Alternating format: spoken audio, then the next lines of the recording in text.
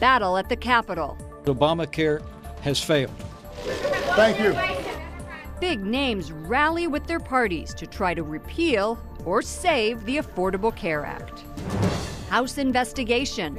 A panel looking into Planned Parenthood releases its final report.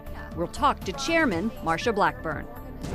Turmoil in Brazil, dozens dead after a prison riot. Pope Francis speaks out. A report from Rome with Catholic news agency's Elise Harris. And the March for Life is just 3 weeks away. What's being planned for the 44th event? We'll talk to the group's president, Jeannie Mancini, on EWTN News Nightly for Wednesday, January 4th, 2017.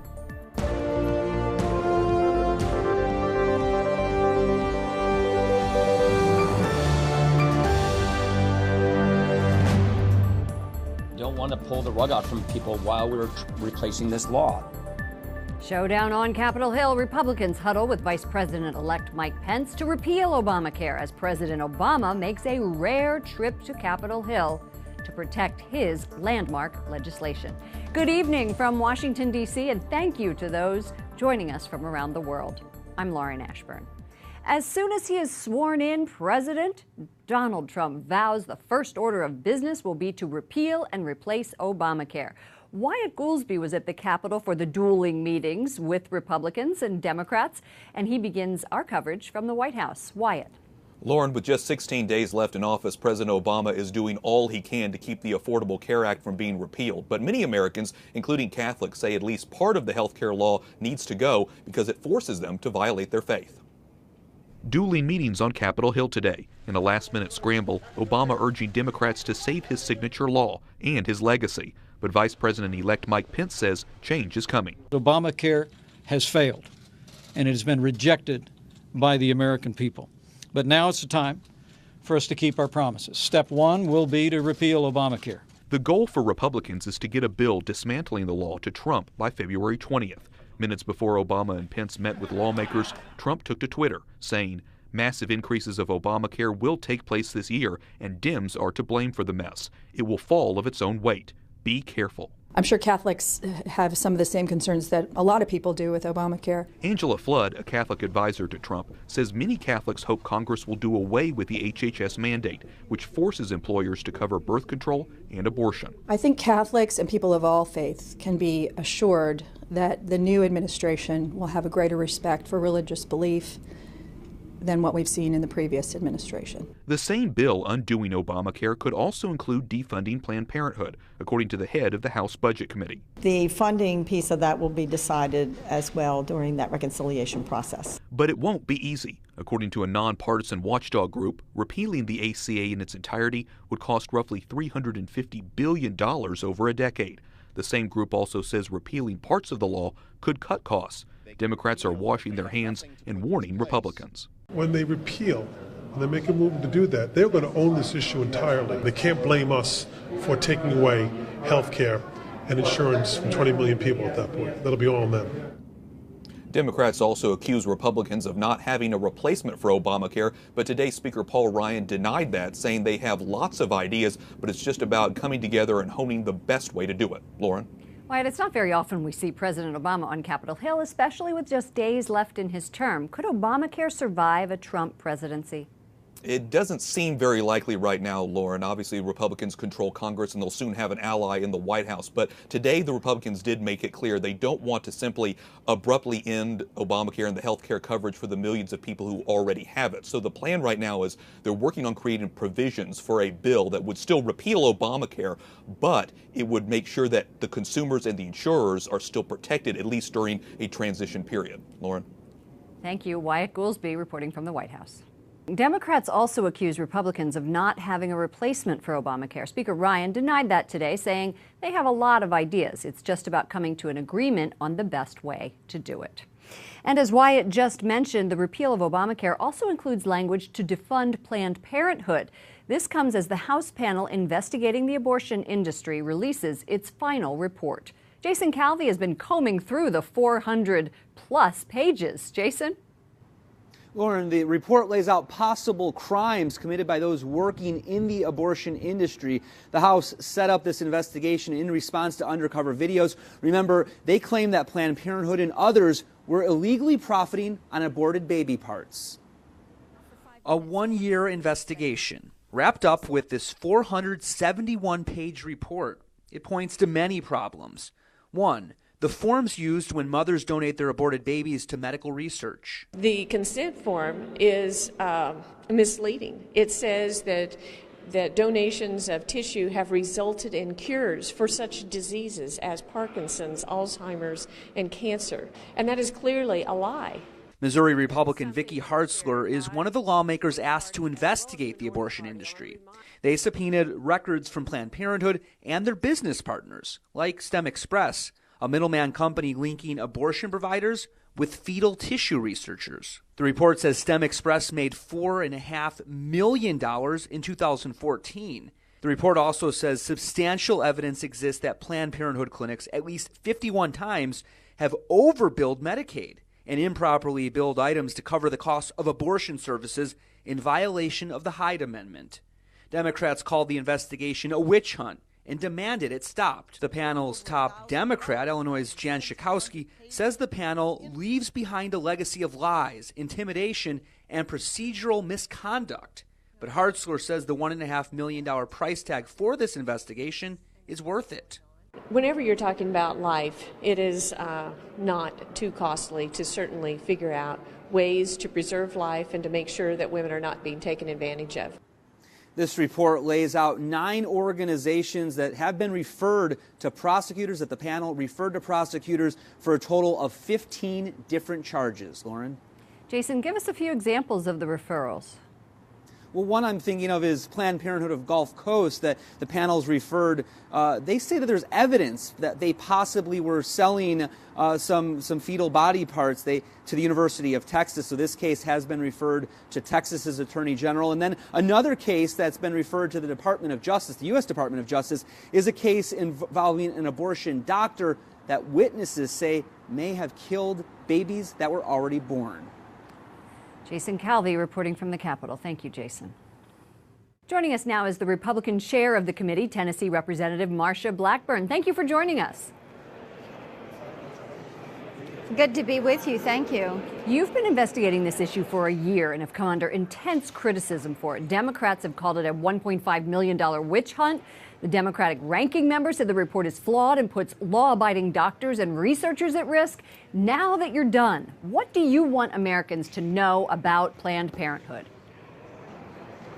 I want Americans to know that the Republicans in the House stood for life and that we took on this issue of looking at what was going on in the trafficking of these fetal body parts and in the use of taxpayer funds in abortion clinics. And we looked at that business model that had developed between abortion clinics and the middlemen, if you will, those that were selling and transferring the body parts. And one of the things that we found was, there's this industry that has grown up. It's illegal. It is illegal to sell a human body part in the United States. It's a 10-year felony. But yet you had this entity that had grown up. They said they weren't making any money. But certainly the reason for some criminal and regulatory referrals was because of what we found in that process. In the process. And as we a result, brought this to light. Yeah, I don't mean to interrupt you, but Yes. we're limited on time. As a result, it looks like there are 9 cases that are going for criminal action, as you meant. DV Biologics, Bioscience, Da Vinci Biosciences, the University of New Mexico, Planned Parenthood of the Gulf Coast. What happens now? What we will do now is focus on legislative action on a couple of points. One will be to make certain that we codify the Hyde Amendment language. And those that are applying for Title X funds, you can't do abortions in women's health and get Title X funds. We will make certain that the health clinics are those that are getting the Title X money, those that are actually providing women's health care, and that abortion entities, those businesses have to be separate from the Title X funds. The other thing that we're going to do, we found out by working with the scientists on our committee and working with some of the researchers, what we found out was that fetal tissue research is used only for every 1 in 100,000 research projects. We're better served to say, look, let's have this go through the organ donor program. And if someone has a miscarriage or a stillborn and they want to donate, they can donate through the organ donor program just as individuals donate organs now. And we think that that is the better way to handle this process rather than having the abortion clinics do business contracts with these procurement organizations. Okay, that is very helpful information, I think, for those who are struggling with this issue. Tennessee Representative Marsha Blackburn, thank you very much for your time. Good to be with you. Thank you. Other stories our EWTN News Nightly team is covering in today's world. A packed train crashes in Brooklyn, New York, injuring more than 100 people. The front of the train hit a bumping block as passengers were standing to step off the train during rush hour. Some were removed on stretchers or limped away with help from rescuers. Others sat stunned on the pavement outside. I started flying to the front, and a guy grabbed me. In the process, I hit my knee on the steel thing, and now it's swollen, and I can't really bend it. Emergency crews say most of the injuries were minor. The National Transportation Safety Board has joined the investigation. Convicted Charleston church shooter Dylan Roof says there's nothing wrong with him psychologically, and he's not trying to keep secrets. He spoke to the jury for the first time at his death penalty trial today. Last month, Roof was found guilty of hate crimes and other charges in the shooting death of 9 black church members. He faces life in prison or the death penalty. President Obama plans to transfer additional detainees from Guantanamo Bay before he leaves office. The president promised to close the prison during his first term. It didn't happen. Of the 59 prisoners remaining at Gitmo, 22 are eligible for transfer. President-elect Donald Trump vows to keep the prison open and, quote, load it up with bad dudes. In at least 4 states, so-called bathroom bills have recently been filed. And in other states, such bills are a priority for lawmakers. The legislation restricts the use of public restrooms to a person's biological sex. Our partners at the National Catholic Register have an in-depth look at the bills. To read more, visit ncregister.com. President Obama's legacy is on the line, and he's putting in the footwork to preserve his signature law, Obamacare. Joining us now is Tim Carney, commentary editor with the Washington Examiner. That's a new title for you, so congratulations. Up from politics, senior political reporter? Columnist, yes. Right. This is as symbolic as it gets here in Washington. President Obama marching into Capitol Hill to say, hey guys, help me out here. We've got to save this. Could it actually hurt his legacy that he's having to do that? Well, it highlights how little he actually worked with Congress throughout his 8 years. To some extent, on Obamacare, he largely let Nancy Pelosi and the Senate chairman go ahead and write the bill, and he was very hands-off. He never had a good relationship, not just with congressional Republicans. Or Democrats. But, yeah, he also didn't have a good relationship with congressional Democrats, and I think that's a big part of his legacy, that he's a very sort of introverted man, very sure of himself. He never had that ability to work very well with Capitol Hill on either side. And when he showed up on the Hill today, our reporters at the Examiner said the Democrats walked out. He didn't give us any battle plan. He didn't give us any help. He just sort of got nostalgic and started talking about, wasn't it great that we passed this law? Right. And I saw him, he just sort of waved. And to me, that's going to be the image of the end of his presidency, is he's leaving the Capitol saying, well, I tried my best, yes, and now they're going to get the law. Your paper published a piece yesterday called Obama a Failure on His Own Terms, saying he failed on race relations, he polarized politics, he empowered lobbyists. It's pretty harsh stuff. Is this how you think he will go down in history? Yes, because a large part of his appeal, I mean, some of the left will love him no matter what, though some have criticism of it, but a large part of his appeal was sort of reaching across party lines. And those examples that we gave of sort of taking power away from the special interests, healing the partisan divide, those were things that he promised that had these cross-partisan, cross-ideological appeals. And I think if you just look at the lay of the land today, it's obvious that he didn't succeed. And on some of them, we can point out why, that he didn't really have much respect for opposing viewpoints, and that showed up during the Obamacare debates 8 years ago. So let's flip it. Now we're in a new era. Yesterday, President-elect Trump criticized GOP efforts to reform the ethics office. And House Republicans went, whoa, wait a minute. They quickly changed their tune. And is that going to be the norm now in the Trump administration? There's a lot of very interesting dynamics, because when the House Republicans moved forward on that plan to change the ethics office, that was over the objections of Paul Ryan, who they then elected the Speaker of the House. And then when Donald Trump had the tweet and there was a bunch of public outcry, then they reversed. So how do these unruly House Republicans, Paul Ryan trying to get them in line, and Donald Trump in his own completely different ways try to get them in line? There's too much going on here to know exactly what the dynamic is, but for us, political reporters, it's going to be very fun to watch how all these parts interact. It's amazing how much more glued to Twitter I am now to see what the president-elect has to say. This dynamic is very different than any we've had in either party. You're right. It'll be fun and interesting. Thank you so much, Tim Carney, commentary editor with the Washington Examiner. Thank you. Coming up, dozens dead after a large riot at a Brazil prison. We'll tell you what police are saying started the chaos. Plus, how Pope Francis is responding to the tragedy. A report from Rome, from our sister news group, Catholic News Agency.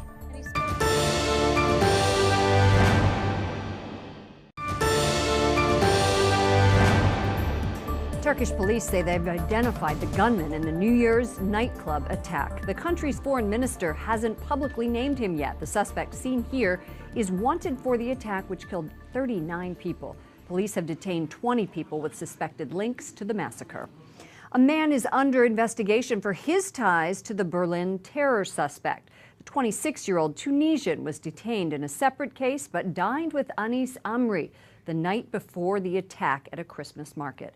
Investigators believe he may have been involved, or at least knew that the attack would happen. A riot at a prison in Brazil kills 60 people. Video shows family members running out of the prison after two rival gangs started fighting Sunday. 184 inmates escaped during the chaos. Pope Francis prayed for the victims today in Rome. We're joined by Rome producer Mary Shevlin, who is not in Rome. She's here in studio. And Elise Harris, who is in Rome. She's from our online sister group, Catholic News Agency. Elise, let's start with you. You were there this morning. What did the Holy Father say? Every time Pope Francis has visited a prison, he's talked about living conditions. He did that again today. He asked people to pray not only for the repose of the soul of the victims, but also so that living conditions in prisons would be what he called worthy of human persons. And he spoke above all about the problem of overcrowding, which seemed to have been a problem at the Brazilian prisons, asking again for people to pray so that conditions could be better. Mary, prison reform is an important issue for Pope Francis. How have you seen this play out during his pontificate? It's been something that's been dear to his heart since day one, Lauren, and we saw this at the very first Easter that he celebrated. He went to a juvenile detention center and washed the feet of the young detainees there. Every international trip he's taken, he's expressed a desire to visit prisons, and most of the time he's been able to do so, to get in there with the inmates, to bring them hope. And we remember at the end of the Jubilee year, one of the biggest events he saved for last, and that was with the Jubilee for the prisoners and their loved ones. Over 4,000 people in the Basilica, 1,000 of them inmates. So it's very personal for Pope Francis. I remember when he came here to the United States, he visited a prison in Philadelphia as well. Elise, the Pope's remarks came at the end of his weekly meeting with pilgrims and tourists. What was his message to the people, to the crowd? Today he spoke again about the theme of Christian hope. He turned specifically to the figure of Rachel in the Bible and the inconsolable suffering that mothers and fathers can feel when they lose a child.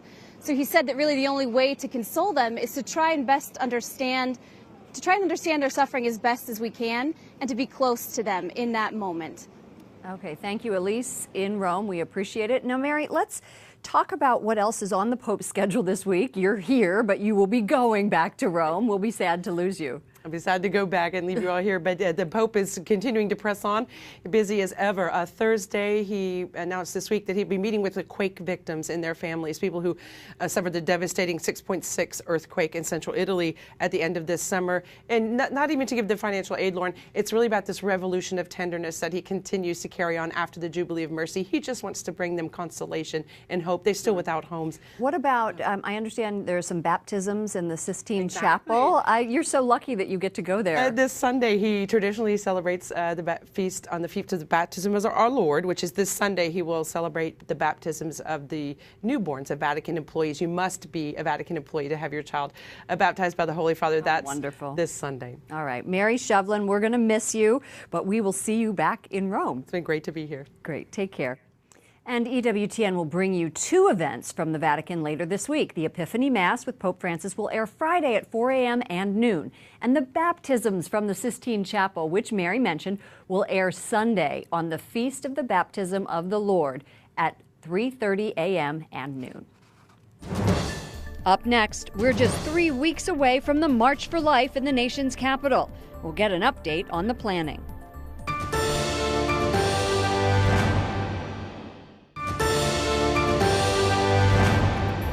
On this January 4th, we honor St. Elizabeth Ann Seton. She's the first native-born American to be canonized by the Catholic Church. A federal judge blocks new laws in Texas requiring burial or cremation of aborted babies, at least for now. The judge is questioning the legality of the rules because there are already cremation laws allowing scattering ashes on private property, including landfills. But Texas is arguing that only applies to human remains, not fetal tissue. Virginia's governor promises to veto a 20-week abortion ban bill. The legislation is similar to the one signed into law in Ohio last month. Democrat Terry McAuliffe says he wants to send a clear message to the Republican lawmakers in the state not to waste time with the effort to pass the bill. We are just weeks away from this, the annual March for Life. It takes place January 27th here in Washington. The event marks the anniversary of the 1973 U.S. Supreme Court decision legalizing abortion. Joining us now is Jeannie Mancini, president of March for Life. Hi, Jeannie. Hey, Lauren. How are you? Good. Welcome back. Many people consider this a very Catholic event. But I was talking to Sean Spicer yesterday, who was really saying that when it comes to faith issues in the White House, it's not just Catholics, it's Christians, it's all faiths. What other groups are we going to see? Right. We've been trying for years at the March for Life to do outreach with other evangelical groups in particular. So we were delighted when, for the first time last year, Evangelicals for Life coordinated this wonderful conference that had over 500 participants. And we're talking big names here: Focus on the Family, ERLC, Dr. Russell Moore, Jim Daly. So we see lots of evangelical participants in the March for Life, and we've seen that definitely increase over the course of the last couple of years. I learned today for the first time that this will be the 44th. March for Life. Right. It's shocking. I mean, it seems like it was just yesterday in some ways, and then, this has gone on for so long in other ways. I had the 1973, but I never imagined 44 years. Big news today, Jeannie, that the efforts to repeal Obamacare and defund Planned Parenthood are at the top of the legislative agenda. Is the new political climate increasing support for the march? Absolutely. Honestly, Lauren, I think that pro-lifers felt very discouraged after the June Supreme Court decisions came out, and, with the election horizons and what have you, and what that would mean for the Supreme Court and what that would mean for legislation and what have you. And then when Life won in November, I mean, both in the Senate, in the House, and then at the White House. Right. I think it's just been such a relief to pro-lifers, and the motivation and enthusiasm for the March for Life, it's palpable, almost unlike I've seen before. It's really? It's pretty At remarkable. least in the last 8 year. years, it would probably seem. Right. The mainstream media never, well, hardly ever, how about, I'll qualify that, gives coverage to the march here in Washington. And if they do, they say that the crowds are smaller than we've been able to identify, you've been able to identify. And the media also missed the mark on the election this year. Yeah. Do you anticipate maybe that you will get more media coverage this year? We certainly hope so. I've noticed more open coverage, or even, I guess, neutral, which is moving in a positive direction, coverage about life issues since Trump won the election. So certainly we hope so. And we always try to open wide the doors to the media. We have a big media tent. We try to credential the media and to tee them up with talking points and what have you ahead of time. So we do everything possible to get the word out. Who are some of your headliners this year? Well, we're very excited to have a woman by the name of Karime Lozano, who is a very famous Mexican actress and has had a beautiful pro-life conversion story. And I'm also happy to announce for the first time ever that a man by the name of Bishop Vincent Matthews, he's a bishop of the Church of God in Christ, which is the largest African-American denomination in our country with 6.5 million members. Wow. The gentleman is a dad of 11, and they're going to adopt a 12th. I mean, great story. So he will be speaking at the march and praying, and we've got lots of other interesting people, and we'll be announcing it in the weeks ahead. Including you. Well. And you'll Lauren. be there. All right, Jeannie Mancini, thank you so much. Thanks for President having me. for Life. That does it for us. For all of us here at EWTN News Nightly, to all of you around the globe, I'm Lauren Ashburn. I'll see you again tomorrow. Good night, and God bless.